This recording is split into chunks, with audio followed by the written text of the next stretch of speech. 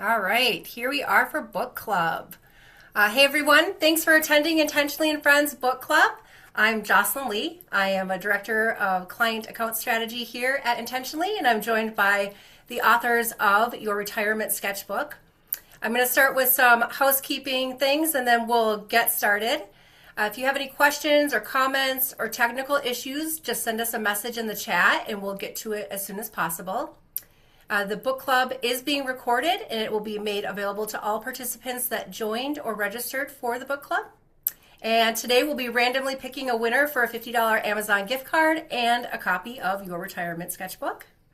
If you are an author or would like to recommend an author, send it to bookclub@growintentionally.com. And if you would like to watch previous book club episodes or make sure that you hear about any upcoming episodes, make sure to smash that subscribe button on our Intentionally YouTube channel or check out our website at intention.ly. And lastly, we appreciate the courteousness of your time and attention today and understand that this program is educational in nature and not offering any financial advice specific to your financial circumstances. Please consult with a registered financial advisor. Without further ado, today I am joined by Bonnie Treichel and Jamie Hopkins, co-authors of Your Retirement Sketchbook, a book that really challenges the way we think about retirement. And for me, a way that I actually wanted to start thinking about it, because for the creatives in the room that hear numbers or retirement planning or anything and go, la, la, la, la, la, this was actually really fun. So without treating retirement as just a milestone, you reframe it as a design process, a chance to intentionally shape what life looks like in the next chapter. What stood out to me was how much you guys really focused on identity, purpose, and time, not just dollars and portfolios, which is something I think both advisors and individuals are starting to realize is critical, especially with AI becoming such a big part of our day-to-day lives. I think that people are looking for that connection and people that will go below the surface level with them. Bonnie and Jamie, I'm really excited to have you here, and thanks for joining me. Thanks Thanks for for having us having on. us. Yeah. So when you describe retirement as a sketch rather than a plan, I'm wondering, Jamie, what inspired that shift in thinking for you? Yeah, so it actually comes a little bit from two different areas. One is that I do these sketches all the time, like little pieces of white paper, and I hold them up. And I've been doing that since I was, for about almost 20 years since I was teaching at Villanova. I've been a whiteboard drawer, and it's sketches, and you erase it, and you draw it back up. The other thing that changed for me about retirement planning is when I was helping launch the RICP, which is a retirement income certified professional designation at American College. We really taught about retirement planning in like three main philosophies: bucketing, flooring, and systematic withdrawal. But they're all very static in nature. Like it's like you run the plan and there's an output. But in reality, with clients, you don't live in these static plans. It's this constant like adaptation of your planning every day, day in, day out. And that's much more like a sketch. It's not a blueprint. It's not a painting. It is, we're constantly going to redraw it. And so those really became the two things that were like, hey, let's build around this concept of sketching it out versus, putting it in a final, hard copy bound form that, you print once and it's immediately out of date. Yeah, I one of the things I liked about it were all the sketches in here. It made me feel like I was reading like a graphic novel or something rather than, the book. But so did you do the sketches in here too, or?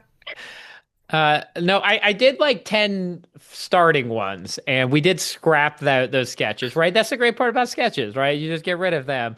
But I did do about 10. Bonnie probably has photos somewhere in her phone of me sending her these like sketches that I was like, this is what I want it to look like. We ended up interviewing some sketch artists. The artist that did this does stuff for Hallmark and other things, and she was lovely to work with. And probably my favorite part about working with her, she really knew nothing about our space. I mean, like she was like a normal person who was interacting with finance. And so explaining these concepts and how they should look and redoing them like with her was a really good test to like, will a regular person, not an advisor, understand and connect with these. I thought was great. And Bonnie, you spent more time with her, including a really cool event you did with her too, right?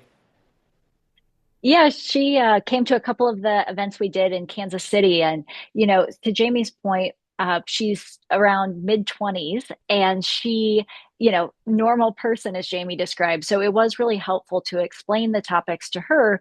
And one of the things was great to hear her reflect on at one of our launch events in Kansas City was that she felt like she didn't know anything about these topics, but the process of the book helped her to learn so much about saving and investing and even thinking about what she wants to do later on.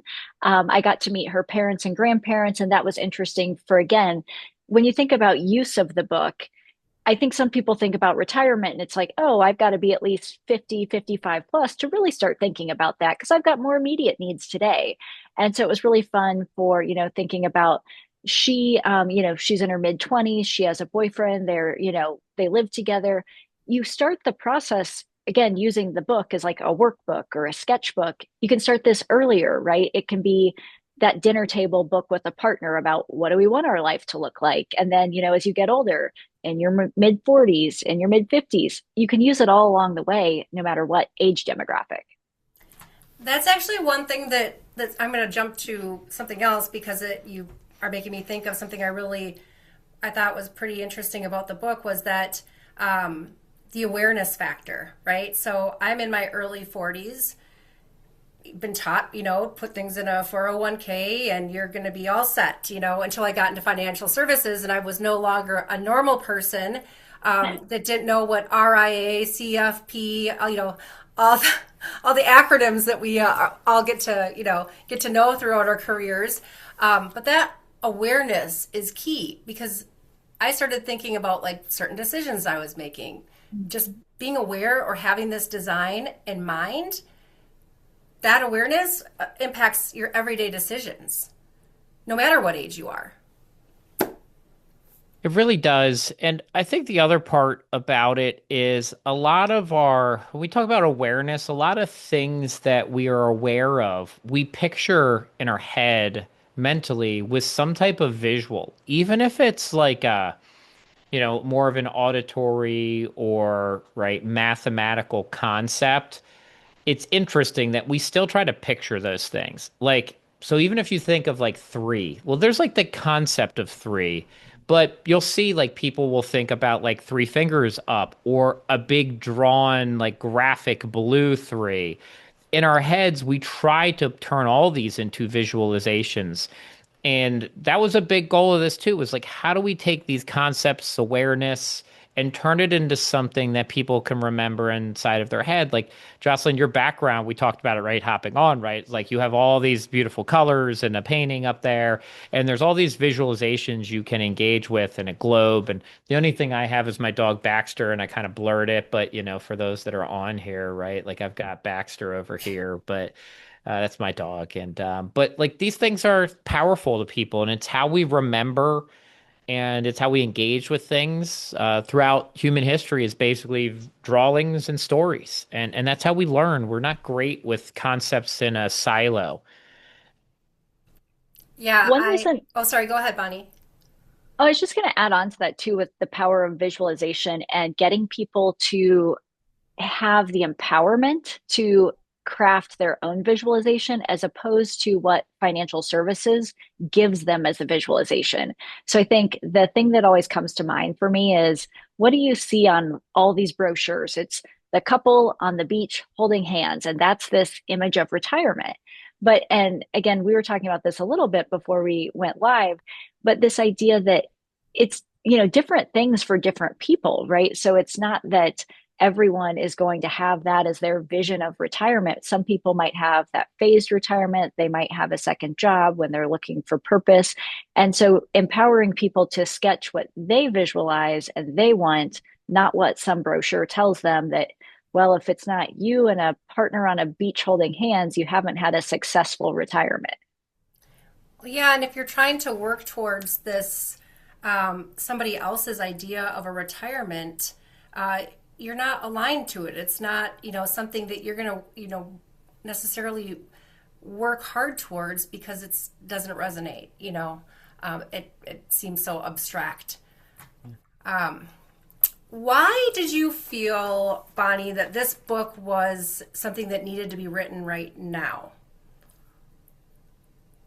Great question. And Jamie probably has additional thoughts on that, but I think one reason that it's important right now more than ever is given, we've heard of that term like peak 65 about we have lots of people retiring right now. And so I think that is one reason it's becoming more important than ever before. If you think about probably, the three of us on this call, probably thinking about supporting our parents and then also kind of that generational shift. I did a presentation recently where I talked about the differences in how my mom and dad approached entering retirement. My mom filled her bingo card with activities with all of her friends and volunteering. And my dad all of a sudden was retired and had not a lot on his bingo card. And he had to really come up with, okay, what does this look like for me? And so I think watching our parents go through that creates, and of course, with more people retiring in this, segment than ever before, it's creating more and more of a need. And then combine that with, something where we have that group that's retiring, but we've helped people really save fairly well. You hear about the retirement crisis, but I think by and large, a lot of people have saved enough, but we haven't taught them how to spend it. So we have this kind of almost decumulation crisis, so to speak, where we haven't taught people what does that look like once you start to head back down the mountain. Jamie, did you have thoughts on that as well? Yeah, I mean, there's also it's a great answer on like why this topic matters. There's also like the practical side was, it's a little bit more of the story of it's been a concept in my head, and I went to Bonnie about it and was like, we should do this, and I convinced her into it, and that's how we got here. But Bonnie's one of my best friends, and I truly admire her work. I've worked with her firm Endeavor at my last job, my current job. I've wrangled her into a board position on a nonprofit, and then I was like, there's no one that I'd rather write this book with than Bonnie, and I think that the other part is there's nothing like this out there. Whether or not it becomes the best retirement book in the history of the world, which I think it is, to be honest. 'Cause obviously super biased, but there is nothing that's taken this concept of retirement and visualizations and put it together. Uh, when we pitched the book originally, the publisher was a little bit worried about, is it going to look like too much? I'm going to draw a blank on his name right now. The sketch guy, that's his handle thing. Um, but he does like the one line stuff, and he's done financial concepts before too. Somebody's got to help me out with this. I don't know why I'm blanking, but we were like, no, it's not going to be anything like that. And it's not like nobody would look at our stuff and it doesn't really remind them of that. Uh, but it is this idea of like bringing visualizations to our world needs to happen. There's a couple places, I think Asset Map and Adam Holt from like a technology standpoint are one of the few places that approach this that way too, of bringing, some type of visual map to financial planning. But there's nothing really in the retirement space. It's all been Monte Carlo and kind of distribution-based planning strategies and the books out there. While there are good books, How to Retire, Christine Benz and Wade Fowles books are probably two of the top ones. But they're very, very different than this approach. And we thought that this is, I think, very much needed in the consumer education space. And so that was kind of why now. Yeah, I will say I don't think there is any other book out there like it. And one of the reasons why is, in the first part of the book, you spend time reflecting on the narratives and things you've been taught throughout your life and what does that look like, and actually visualizing and then reflecting on it. Yeah. And it feels like I told Bonnie this earlier that it's like you're getting some therapy in a Yeah. way. Carl Richards. I'm sorry. I'm just like I'm saying that's who it is. Carl Richards. Sorry, Carl. Carl's great. Yeah. Um, So one of the things that Bonnie you had brought up was how different your mom and your dad's retirement looked, and um, there's people who will drift into retirement, and then those who design it, right? And it those outcomes look very different for people who are designing it versus drifting into it. What does drifting into retirement look like in real life? Yeah, great question. I think people who haven't read the book are more likely to drift into retirement. No, but I think, to your point, it's, are you being intentional with what you want your retirement to look like, to feel like? Where do you want to be? Who do you want that to be with? And again, I'm not necessarily sure when I think of like the contrast between my two parents.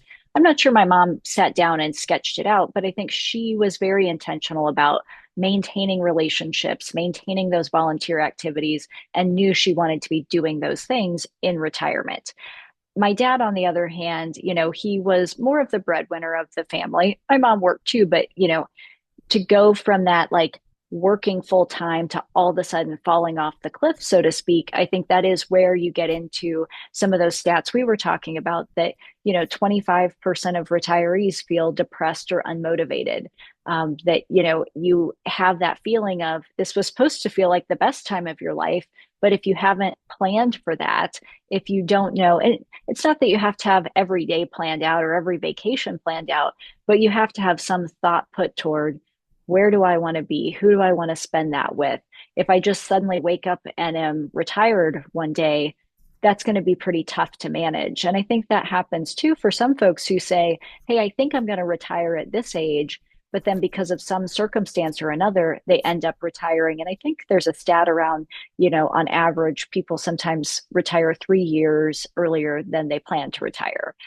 So again, likely that they're not really ready for it, but it happens because of a layoff, some sort of change in health, taking care of someone else, something like that. Yeah. So one of the things on that point that stuck out to me too that you said was, or in the book was to design the retirement you or the life you want, not the one you can afford. So that really stuck with me because I think so many people, because of either the way they were brought up or their mindsets around money, plan for it to be this way because they think that's what they can afford or how they can do it. They haven't talked to an advisor to plan out what it will take to live that life they really want. And I thought that was really insightful as well. So feels like financial security is necessary, but it's not sufficient. Like having enough doesn't automatically translate into fulfillment. How do you help someone move from that purely financial mindset into more of a life design mindset?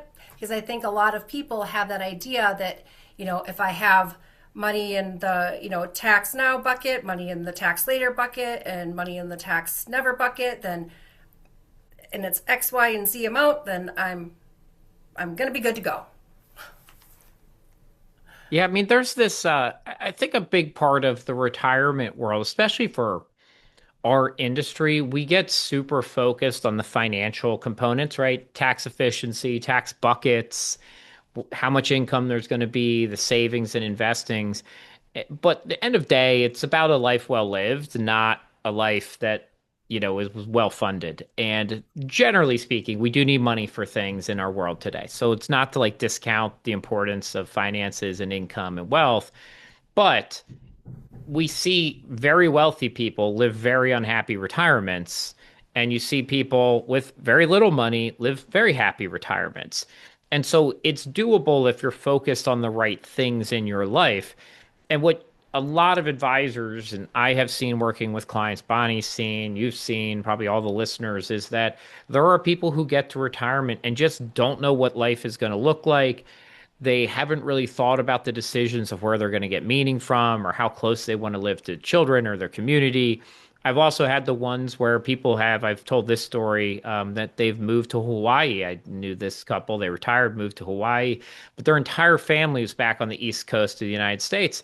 And like 5 years later, they sold the house in Hawaii and moved back across the country because they were not enjoying it. Now, they loved the beauty of Hawaii and where they built the house, but like that's like one small element of your total enjoyment in retirement, but they were lonely. And even like being on phone calls is challenging because your time zones are so different. So they were having trouble just connecting with their own kids around work and then grandkids. And so like they gave that up.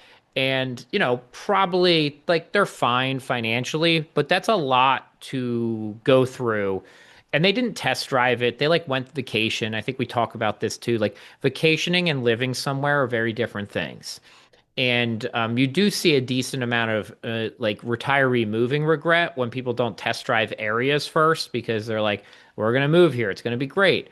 Well, if you haven't really spent time there, it can be a jarring awakening as you move to a new cultural and, physical location. Sometimes it's great, but you really should test those things out the best you can. So, with that being said, what would you, in your perspective, what would a successful retirement look like then?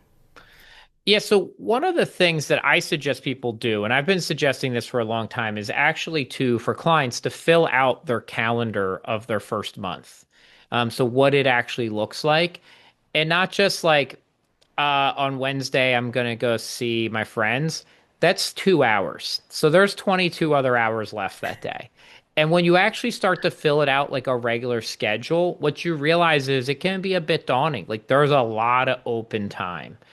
And I'm working with somebody right now who's they retired last summer and is completely bored. They're 9 months in or 10 months in now to retirement and super bored. They don't golf, right? Like they're around their grandkids, but you're kind of like, well, what do I do when the grandkids are in school all day? Like I don't have a lot of stuff to do. And so filling that out, I think, is really important. It helps create a vision of what you want your life like. But then going a little bit deeper, I think, what are the values or aspirations you have for yourself? You can't usually get to those conversations unless there's some financial security. Like if somebody's just completely worried about like paying their mortgage in retirement, you can't get them to be like, well, what do you aspire to be? Like a world traveler? They're like, I aspire to pay my mortgage next month. Like that's not a great conversation. So you do have to take care of the financial stability, but then build onto it. It's very much like the Maslow's hierarchy of need. It's hard to get up to the top if you're worried about security. Well, if they're sketching out what that looks like Correct. earlier in life with your retirement sketchbook, then that's won't be a problem. Yeah, but that's a bit of that. So you do have to just see where people are, right? We have to meet people where they are in life and the part of the journey that they're at. Some people are ready to go to the aspirations and goals and big picture. Some people are worried about tomorrow. But the more you can get that long-term vision, it actually recreates the behaviors that we exhibit from savings and spending, delayed gratification, all improves when we have a better long-term vision in our mind. So one of the ideas in the book that really stuck with me is that people don't just retire from work. They're tied to an identity, and I think when you start filling out that calendar in that first month and trying to figure out what this identity is now going to be, how do you help someone prepare for that part of it, like you know, who they are and what their purpose is going to be? Well, and I think that's where, again, it's tougher depending on what someone's profession is. So some folks, who might own a business, be, a lawyer, a doctor, some professions, it's probably even more pronounced than others. But to your point, their identity is tied to their work. And so finding ways to replace that in some sense. So again, as we've been talking about the planning of that, will you find purpose? I heard the term, CPR, community, purpose, and recreation. So that purpose piece, will you find purpose from, and we talk about this in the book, volunteering? Will you find purpose from having some sort of second job in retirement? And maybe it's a job that really isn't to actually make money at all. It's a job because it brings you joy. It's something that fills your cup. It's maybe something that's related to mentoring or a passion that you never got to do earlier in life because it wasn't going to generate enough income for you or your family. But it's thinking ahead of that to say, okay, as I transition, yes, maybe I have a couple weeks off on my calendar, but then I'm going to transition into this other thing where I'm still keeping my mind fresh and keeping myself moving, but it's got purpose to it. What are some of the most common emotional challenges people first start struggling with when they're, in those first months of retirement that you've seen? Yeah, I'll talk about a couple different things we see, and I don't think it's universal. There's a lot of excitement too. I mean, I see a lot of people that they've been working towards this their whole life, and they're very excited. Like they're ready emotionally, mentally. They've been in the work world, they have a sense of accomplishment there, and they are ready to move on to the next phase. There is a group that is very concerned. This is a big part of America. While they might still be happy on that front in a different domain, their finances, they're very concerned about running out of money. That is, you see that in every data, probably every advisor that will listen to this, they have those clients. They're constantly concerned, even if they have enough money. They are just concerned about it. And I think a big part of our job, whether it's in the book or as advisors or anyone in this space, is to reaffirm to those people that it's going to be okay and that they're like on a good pathway. Um, that is a big part of the job, is just that reassurance. They're checking in. And then there's a bit of the group that is lost. I don't think, unfortunately, they interact with advisors as much because if you're truly lost, you're not engaging with people to solve it often. Like, and that's an unfortunate part of like that psychological issues. When you get lost and you don't feel like you have a path forward, you're not calling everybody in your network being like, hey, I need help with my path forward. Like, that doesn't seem like the place to be. So, most financial advisors aren't going to be the solve for that group. I think. I mean, we have some clients like that, but it's not the norm. I think more of them, because they have taken some proactive step to get help and guidance on their finances, like they are moving forward with this. But that group is out there. So when you look at the data, retirees on average are happier than a general population, but there's a higher risk of depression in retirement at the same time, which kind of seems like an oxymoron. It's not. It's just like how averages and math work, right? Like we get barbells, and so a lot of people swing up to the happiest they've ever been. But there's a group that actually swings down to the most depressed and isolated that they've ever been. And that tends to be single individuals, right? Whether divorced, never married, widowed, but that group that is more likely to be in poverty and depressed in retirement are single individuals. It makes a lot of sense because you're carrying, a single person's got 90% of the expenses, but that a married couple have, but half the income. So it's just harder to get by as a one person unit in the United States. It's just reality.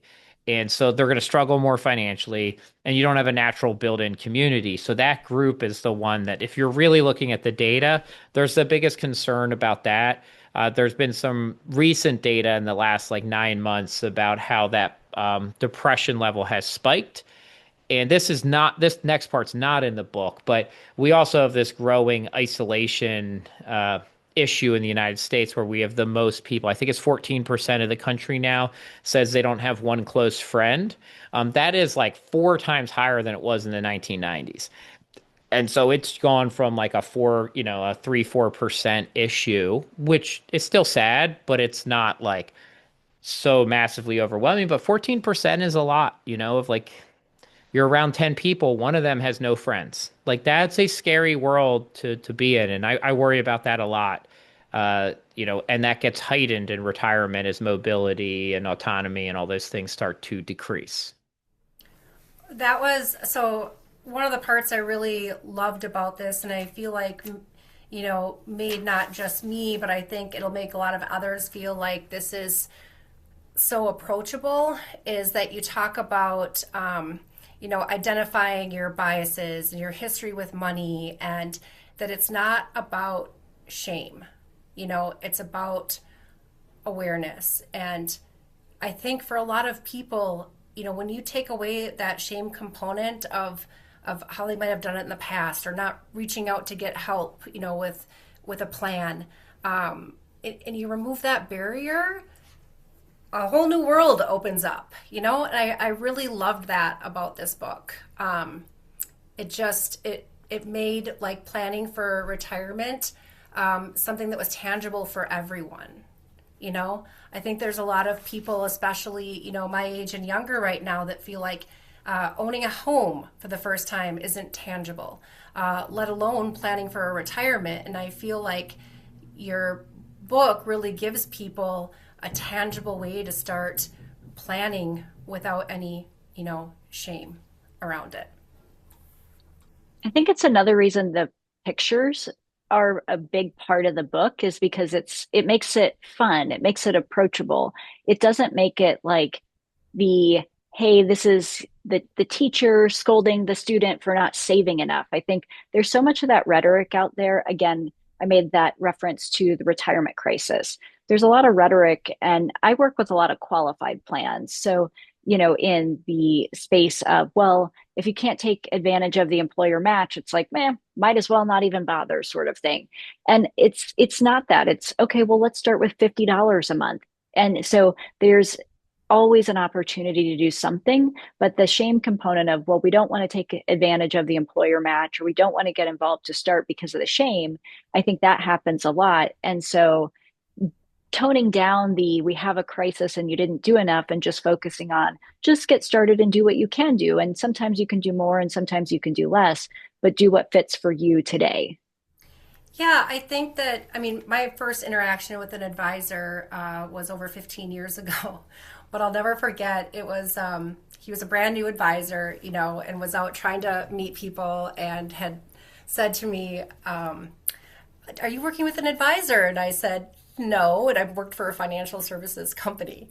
And he said, well, I'd love to meet with you. And at the time, I was a single mom making not making a lot of money and driving a 20-year-old Volkswagen Jetta. And I said, you don't want to meet with me. I have no money.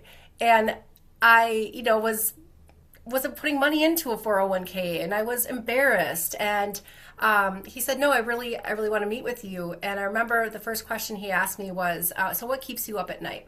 And being a single mom, it was, if something happens to me, what happens to my daughter? And this guy, set me up with a term life insurance policy, which might seem like not much, but it was, the catalyst to everything else. Pretty soon, I started contributing to my 401k, and then I was like, well, what else can I do?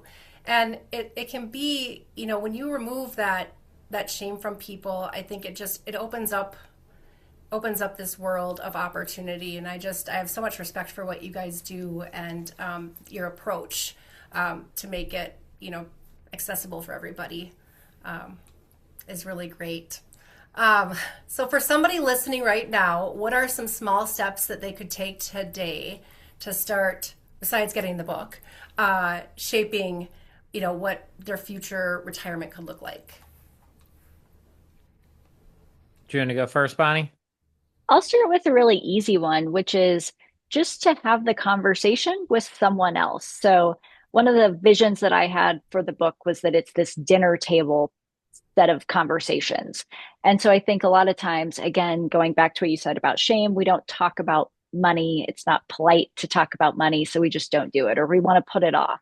But I think a really nice first step is just to start having the conversation. So it might be if it's, someone needing to have that conversation with a partner or with, the family or with a parent. I think just having the conversation, maybe it's with their own financial advisor, but just having a conversation to create some accountability for what is it that I have as a vision for my future. Yeah, that's a great one. I'll give two quick things. So the first one, we do talk about in the book, but I love this conversation with people, which is like, what's that first real big money experience or memory you have? And just like spend some time thinking about that one. because did that come from, your parents went bankrupt and they lost their farm, and that's your first real experience with money? Most likely that has impacted you in 1,000 different ways. Or was your first thing like making money in some different way and you were saving up for something? And you probably have pulled from some of these themes from your parents in your very first childhood experiences that have become very foundational for how you approach wealth and money and spending. And so it's good to like take some time to think about that. I think the other one is really to understand your relationship with debt. So the United States is unique in the sense that we're a very like easy debt available country. Like you can borrow money in the United States today easier than at any other time in history, right? Like we've never had this much availability for access to money. So whether it's a credit card, or a home mortgage or student loans, but now we also have these pay as you go, which is a form of borrowing, which is getting lost on a lot of America where these have really become popular. And so when I do go do pro bono, they don't really think about the pay as you go as taking on debt, although it's really just another form of credit with, interest rates built in. But what is your relationship with that? Are you like a massive user and you're letting stuff run and you're more concerned about spending in the day to day? Or, there are people who are very anti-debt, leveraged in any way. And I think that like understanding that concept's really important. As you look at people who fall behind in life financially, it's either they didn't have opportunities early, they did probably overspend or misuse debt, or the other one's really health care issues, which is harder to tackle. But that's the number one biggest driver, actually, of divorces and of bankruptcies is when somebody has a healthcare event that impacts finances, on both sides. So those are kind of the big drivers when you just look at more of a macro world around behavior and, I think, financial topics. So when it comes to relationships, things can get a lot more complex. Like you just mentioned, that divorces happen often when there's medical situations and debt and bankruptcies. So when it does come to two people and they're planning, and they both are, going through your retirement sketchbook, and their sketches look completely different. They are not aligned at all. How do you approach those situations? We can start with you, Bonnie. Yeah, I mean, I think that's one of the reasons that you want to have the sketch exercise, right? Is that it creates the dialogue and the communication to at least say, hey, we, one of the reasons I like the idea of both people creating the sketches is that I think sometimes the worst problem is that you have one person who has a vision, the other one goes along with it, and then you have resentment later because we didn't let each person independently create their vision and then have the dialogue about how to reconcile our two totally different sketches, right?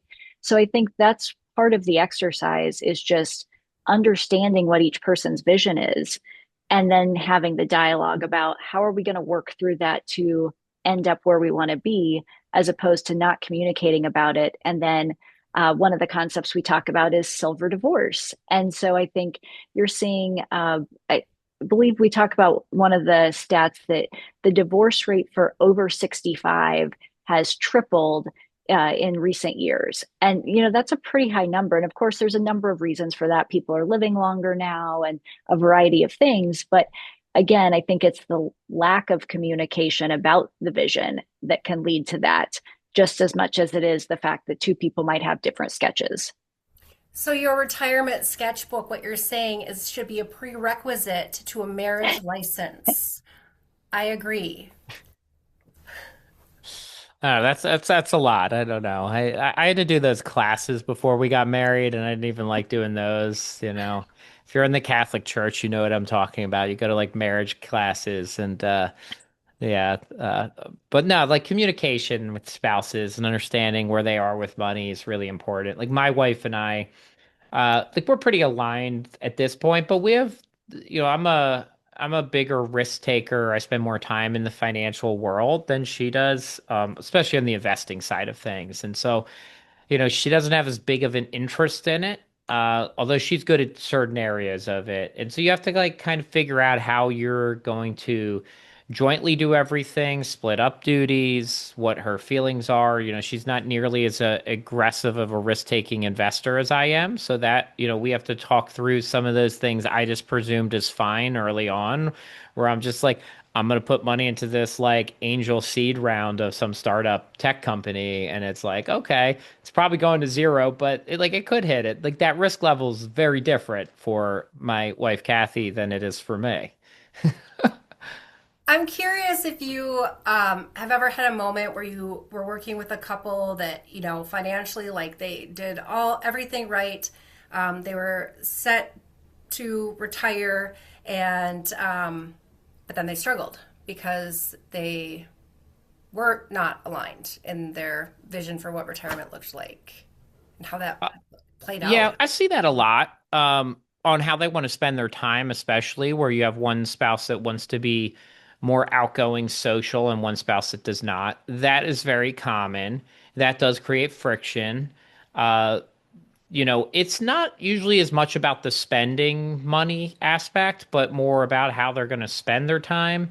That one comes up a lot. The other one I see a lot too is the how they want to leave assets to their kids or grandkids. That is a big friction one. I mean, I've seen just kind of full on fights where they're, getting very upset with each other about that because sometimes, I remember one where the spouse, the male, was said something to the tune of like, I've done enough for them, it's not their money. And like the wife was like more of the mindset like all of it is the kid's money, right? Like it's she didn't really care what she had. It was about leaving this. And the dad was like, no, like we put them through college. Like that's all the stuff we needed to do for them. And like this is ours.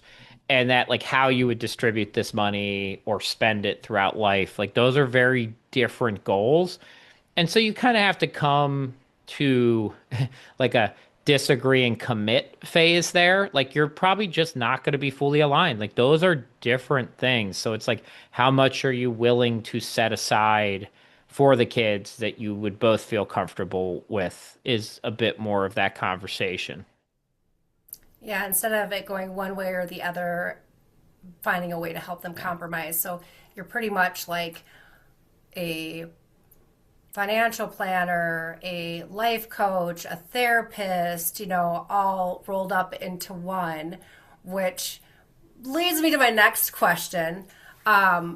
For advisors, I mean, I know I've seen a shift with advisors in the way they approach clients, and, be able to talk about values and what's important to you. But where do you see like the biggest opportunity for advisors right now with clients?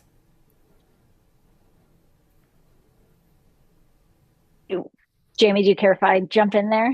Go right ahead, Bonnie. You'll have additional thoughts, but I think one of the things that I hear a lot about is, well, with AI, and I know Jamie and I have been at events where this has been a big topic, is with AI, what does that mean for the future of advice or the future of retirement advisors or for wealth advisors?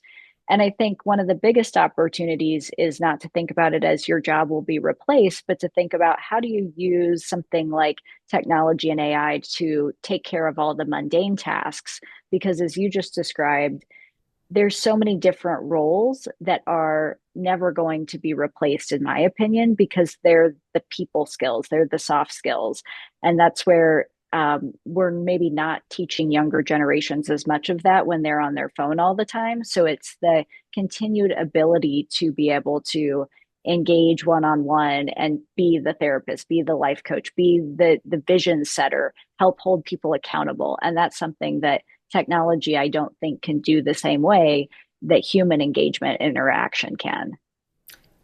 For sure. I know that, my Claude cannot talk through my, family dynamics with my mother and my daughter and I all trying to get along. So there's no way that, families, especially families with, dynamic situations and wealth transfer and things like that that are going to be able to hold someone's hand and guide them through all the decisions and stuff that goes along with it.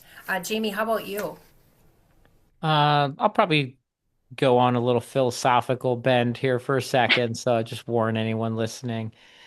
So I think the AI conversation comes up a lot, and I was just reading something this week that like probably like true artificial intelligence in the sense of like self-thinking, kind of like our consciousness is still probably closer to 15 years away. For as good as AI is today, like it still gets like shocking amounts of things wrong and is not great. But it's getting better. I don't think for the next 10-ish years, AI is a huge threat to the like personal advice driven industry. I don't. I think it's going to be a supplement to it. Uh, but long term, who knows where things go. I would mostly say, and Bonnie and I are part of FinServ Foundation, and I tell them, like, I don't think there's ever been a better time to be an advisor than right now. 2025, really for the first time in a long time, was our first net advisor loss year. So we lost 4,000 net advisors in 2025. The industry had grown for a long time, but a lot of people are aware like the pathways in have gotten tough. And I do think AI is going to make the entry level into our industry harder, and we've had this aging group of advisors for a long time. And I think we are going to start seeing this decline in the advisor workforce over the next couple of years. And really, last year being the first major one, in my view, in a long time. There's that expectation that we're going to be like 110,000 advisors short in 2034. That's the number everyone cites. I cite it too. I think it's more of a headline number. I don't truly like believe it in my heart of heart. But I think if you survive in this business for the next 10 years, you will do great. I don't think you have to be the world's best advisor and know all aspects of planning and all tech and have the best ecosystem. I just think we are not going to have enough advisors. So if you're in an industry with like ample desire and need and demand, but not enough supply, that is a great opportunity. So like survive and thrive in this industry by, doing well. I think it's going to be a huge opportunity. There's one other thing. I just don't know where this is going yet, but I think it's definitely over the next 24 months will become a bigger and bigger topic, which is just this, individual personalization type relationship versus large firm, because we had wirehouses, they grew up and got huge. And then we had the RIA world pop up, and they were going to be these small, nimble, personalized niche marketing firms. Well, that like halfway ended. And we now have 94 aggregator private equity roll up firms that really just want to be wirehouses again. They want to sell proprietary products, have one brand, have one system, and scale up and make a lot of money. Well, that's what wirehouses were. So we have just recreated wirehouses again. And it's not a bad thing. There's a lot of good that comes out of scale and efficiency and good best practices and all these things. So I'm not opposed to that. But the question still remains like, is the market really demanding, and was it demanding this like individual niche personalization that the RA world was trying to solve? And the economics just were inaccurate and therefore got rolled up into what is essentially today financial engineering. Like it is just private equity firms putting money towards these to find efficiencies and scale them up. But the history of private equity, those typically break. They've done this in a bunch of other professions where it is then fallen apart once we kind of get through a cycle. And I think in the next 2 years, we're going to start to stress test that. Like, is there liquidity exits for these roll-ups? Is there pathways? The public markets haven't really wanted these firms yet. And do we see like another breakdown in a bunch of really small firms that are specialized in areas try to pop up? So that's just a big open question. But if you're an advisor, it's a big question of like, where am I taking my practice? What am I building towards?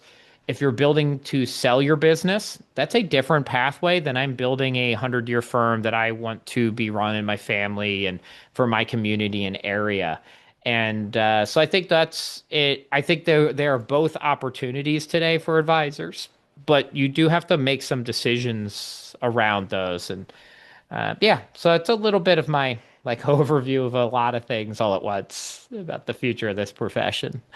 I do want to say though, I do think that yes, it's turned back into it seems like this wirehouse approach, but they're only able to buy these firms because they're successful firms. And they're successful firms because they have, a bespoke, curated, one on one relationships with people. And so, really, they're the ones that are growing the businesses, and that's what the demand is for.